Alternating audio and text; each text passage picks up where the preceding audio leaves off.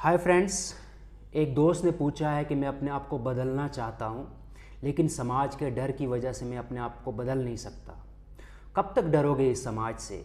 कौन है ये समाज? कौन है ये लोग? कहाँ से आते हैं?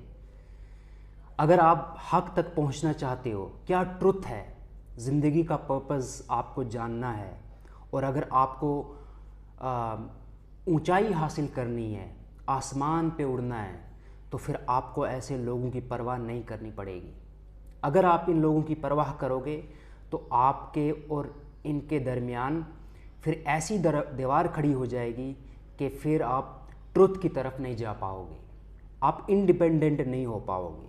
आप अपनी इन्वेस्टिगेशन जो करना चाहते हो या कहीं पहुंचना चाहते हो या जो अचीव करना चाहते हो, तो ये लोग, ये भीड़, ऐसे लोग जो हैं, जो आज आपके सामने खड़े हुए हैं, बाधा बने हुए हैं, तो ये कल को भी खड़े होंगे। तो आपका जो चित्त है, आपका जो सोल है, वो आज़ाद कैसे होगा जब वो इन लोगों की का मोहताज है। और आप जब इन लोगों के मोहताज हो तो जो लोग कहेंगे सही है वही आप मानोगे, जो लोग कहेंगे गलत है वही आप मानोगे। आपको मालूम है, भीड़ लोग अक्सर झूठ पे खड़े होते हैं। भीड़ झूठ का साथ देती है। मैं क्यों ऐसा बोलता हूँ? मैं इसलिए ऐसा बोलता हूँ, आप सोचो एक बार, सोक्रेटिस कौन था? किसने सोक्रेटिस को मारा था और क्यों कत्ल किया था? वो यही लोग थे। यही लोग जो एक इंसान को अपना ग़ुलाम बनाना चाहते हैं और भीड़ में रखना चाहते हैं। भीड़ से बाहर चला जाए वो इंसान, कुछ नया दे दे, साइंस पढ़ ले, फ़िलॉसफी पढ़ ले, तो उसको गद्दार, और उसको बोला जाता है कि यह इसने धर्म परिवर्तन कर लिया है, ये भगवान को नहीं मानता, ये खुदा को नहीं मानता। ये कौन है ऐसे लोग? ये वो लोग हैं जो खुद मेहनत नहीं करना चाहते, सुनी हुई बातों को दोहराते हैं और अफवाहों पे भरोसा करते हैं। कौन था जीसस क्राइस्ट? किसने मारा था जीसस क्राइस्ट को? क्यों मारा था? कौन थे वो लोग जिन्होंने उसे सूली पे चढ़ाया था? वो यही भीड़ थी, वो यही लोग थे, यही इंसान थे उस वक़्त जिन्होंने जीसस क्राइस्ट को सूली पे चढ़ाया था, क्रॉस पे चढ़ाया था। एक गंदी मौत दी थी।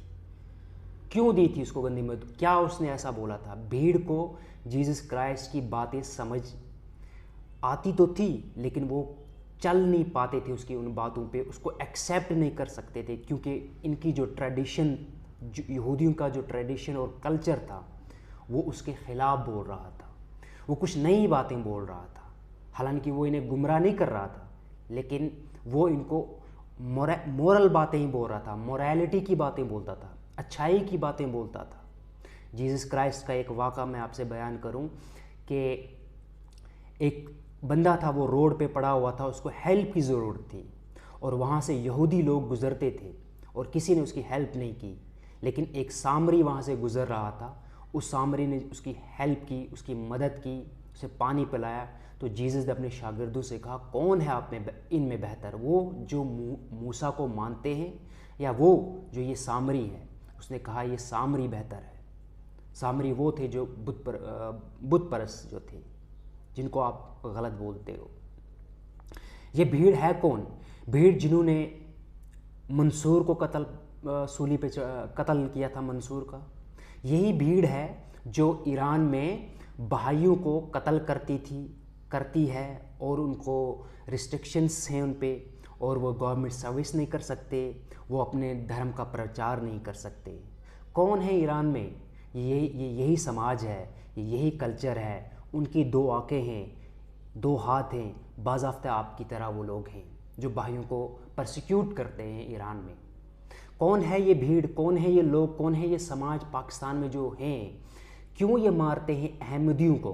क्यों ये बोलते हैं कि अहमदी जो है वो मुसलमान नहीं हो सकता, इनको जहाँ पाओ कत्ल करो, इनको जहाँ पाओ इनको टॉर्चर करो? अब्दुल सलाम जो एक साइंटिस्ट था, उसको पाकिस्तान छोड़ना पड़ा। भीड़ अब्दुल सलाम को एक्सेप्ट नहीं कर पाई। जानते हो वो कौन था? नोबेल प्राइज़ विनर था अब्दुल सलाम। तो इस भीड़ से डरोगे, इस समाज की परवाह करोगे आप सोचोगे कि समाज जो बोलेगा मैं वैसे चलूँगा, समाज जो कहेगा मैं वैसा ही करूँगा। कौन है ये लोग जो मस्जिदों में जाके मस्जिदों को जलाते हैं, कौन है ये लोग जो ये मंदिर में जाते हैं और मंदिर को जला डालते हैं, और बुत होते जो हैं जो पूजा करने की जगह होती है उसे गंदा करते हैं और उसे ख़राब करते हैं और उसे डिमोलिश कर देते हैं। यही भीड़ है, यही इंसान है। कौन है ये लोग जो आपस में एक दूसरे के साथ लड़ रहे हैं, गांव में लड़ रहे हैं, शहर में लड़ रहे हैं, एक दूसरे के खिलाफ नफ़रत भरे अल्फाज इस्तेमाल करते हैं, एक दूसरे को छोटा समझते हैं। हिंदू घर में जो पैदा हुआ वो हिंदू ही रहता है, मुसलमान घर में जो पैदा हुआ तो उसकी अपनी ही ट्रिप है।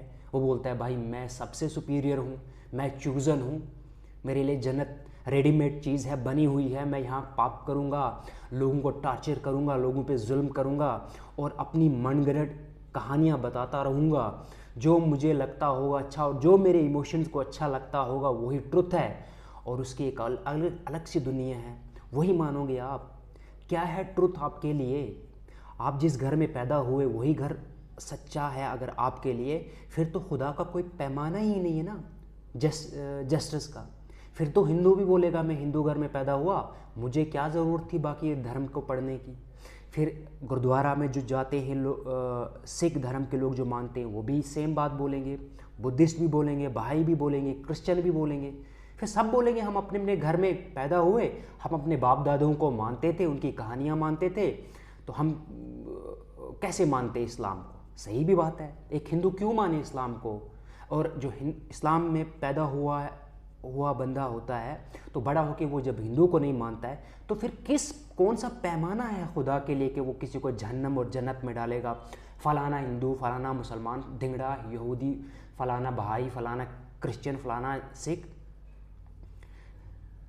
कॉमन सेंस का यूज़ करो। अगर ज़िंदगी में आप इंडिपेंडेंट होना चाहते हो, क्वेश्चन करो, सवाल करो, क्यों है ये बात सही? इस बात में अगर आपको कोई मैं बात बोलूं कि आप ये बात मानो, आप मुझे सवाल करो, आप अपने पेरेंट्स को सवाल करो, आप अपने कल्चर पे सवाल करो, आप अपने घर वालों पे सवाल करो, आप टीचर्स जहाँ पढ़ते हैं उन पे सवाल करो, क्रिटिसाइज़ करो एक अच्छे तरीके से। किसी को बेइज्जत नहीं करना है, लेकिन सवाल करोगे जवाब शायद मिलेंगे, और सवाल नहीं करेंगे, बंद आंखों के साथ हम चलते रहेंगे तो ना हम इधर देख पाएंगे ना इधर देख पाएंगे। जैसे वो गधे चलते हैं वैसे ही चलते रहेंगे, भेड़ बकरियों की तरह। हम इंसान ने जो अर्थ पे, जो इस कायनात में जो हमने एनिमल्स के साथ किया है, जो एक दूसरे के धर्म के साथ हमने किया है, हम बोलते हैं हम सुपीरियर हैं, कितने लोगों की जानें ली है, कितने एनिमल्स की जानें लेते हैं, और उसके बाद हम बोलते हैं समाज, मेरे जो मैनर्स, मेरा कल्चर, मेरी ट्रेडिशन। किस ट्रेडिशन की आप बात करते हो? यही ट्रेडिशन जो एक अकेले बंदे को देख के सीधे संसार करती है, मारती है, एक साइंटिस्ट को जीने में तकलीफ़ होती है, और जो मनगढ़ंत कहानियाँ मानते हैं और उनका सिक्का चलता है इस दुनिया में। और जब तक आप ये सोचोगे ना कि लोग क्या बोलेंगे, इंसान क्या बोलेगा, उनकी परवाह नहीं करनी है बिल्कुल, अपनी ज़िंदगी अपनी तरीके से जीनी है, किसी को आपकी वजह से तकलीफ़ ना हो, और हमेशा क्वेश्चन, रीजनिंग और लॉजिकल होना बहुत ज़रूरी है। रीज़न हमें अपना लगाना बहुत ज़रूरी है चीज़ों में। मैं आपको एक मिसाल से समझाने की कोशिश करूँगा। लोग हमेशा, आप सक्सेस पालो, लोग तब भी बोलेंगे आपके ख़िलाफ़, आप गरीब हो जाओ, आपका घर उजड़ जाए, लोग तब भी बोलेंगे, आप मर जाओ, लोग तब भी बोलेंगे। लोगों की मेंटालिटी ही ऐसी होती है, कुछ लोग ऐसे ही होते हैं, कुछ नहीं बहुत सारे लोग ऐसे होते हैं, और इनमें बहुत कम होते हैं जो बुलंदियों को छूते हैं। बुद्ध, महावीर, क्राइस्ट, ये कुछ अलग ही लोग होते हैं और ये अक्सर नहीं पाया जाते, और जो बाकी के लोग होते हैं वो सारे माशरे में बदनामी का सबब बनते हैं। एक आपने वो कहानी सुनी होगी कि एक बाप और उसका बेटा एक गधे को लेके चल रहे थे, और लोगों ने जब देखा, एक गांव से वो गुजर रहे थे, तो जब लोगों ने देखा, लोग उन बाप बेटे पे हंसने लगे कि इनके पास गधा है, गधे पे ये दोनों बैठ जाएं और चलें। गधे किस काम के लिए होते हैं? सवारी के लिए होते हैं, तो ये गधे का इस्तेमाल ही नहीं कर पा रहे, ये कितने बेवकूफ़ लोग हैं। बाप ने बेटे और बेटे ने बाप से कहा ये तो बात सही है, हमें गधे का इस्तेमाल करना चाहिए। वो चढ़े गधे पे और चलने लग गए। एक और गांव आया, वहाँ पहुँचे तो लोग हंसने लगे। लोगों ने कहा कैसे हैं ये, गधे पे भी रहम नहीं करते, एनिमल पे भी इनको कोई इंसाफ नहीं है उसके लिए। दो दो बंदे एक गधे पे चढ़े हैं, इतना बोझ है इनका, गधा बेचारा कैसे संभालेगा इस बोझ को। इन्होंने कहा ये भी बात सही है, लोग सही बोल रहे हैं, ताने दे रहे हैं, तकलीफ़ हो रही है इनको। तो बाप नीचे उतरा, बेटा गधे पे रहा, चला गया उस गांव से। एक और गांव आया, वहाँ लोग हंसने लगे, कहने लगे बाप बूढ़ा है और बेटा गधे पे बैठा हुआ है, शर्म नहीं आ रही है बेटे को। और वो दोनों ने फिर से बात की, अब क्या करें। बाप ने कहा सही बोल रहे हैं लोग, बेटे ने भी कहा। बेटे ने कहा आप आ जाओ बैठो और मैं चलता रहूँगा गधे के पीछे पीछे। तो बाप जो था वो गधे पे बैठा और चलते रहे। एक गांव जब वो क्रॉस किया, नया दूसरा गांव आया, वहाँ पहुँचे तो लोग हंसने लगे, कहने लगे छोटे बच्चे को पीछे बच्चे को रखा हुआ है और बूढ़ा बाप शर्म नहीं आती है, गधे पे चल रहा है और बेटा पीछे चल रहा है। इन्होंने कहा अब क्या करें। उतरे ये गधे से, इन्होंने मशवरा किया, बाप बेटे ने कहा अब क्या करें, कुछ नहीं कर सकते, क्या करें। इन्होंने कहा अब एक चारा है, हम गधे को उठा लें। इन दोनों ने गधे को उठाया और चलने लग गए। एक दूसरा गांव जो उसके बाद जो गांव था वो आया, वहाँ पहुँचे, वहाँ के लोग हंसने लगे कि कैसे लोग हैं ये, गधे को सर पे उठाया हुआ है। और ये उसी दौरान एक पुल से गुजर रहे थे, गधे ने छलांगे लगाई और ये गिरे और वो गधा पानी में गिरा, उसकी डेथ हो गई। और ये लोग जो थे ये बचते बचते, बाप बेटा जो ये थे ये बचते बचते बचे। तो कहने इस कहानी का मतलब ये था कि लोग हर जगह क्रिटिसाइज़ करते हैं, वो गिराएंगे, वो खींचेंगे आपकी टांग और वो आपको गिराने की कोशिश करेंगे। कभी कोई इंसान आके आपको मोटिवेट, शायद बहुत कम लोग होंगे जो आपको मोटिवेट करेंगे, अच्छी बात बोलेंगे।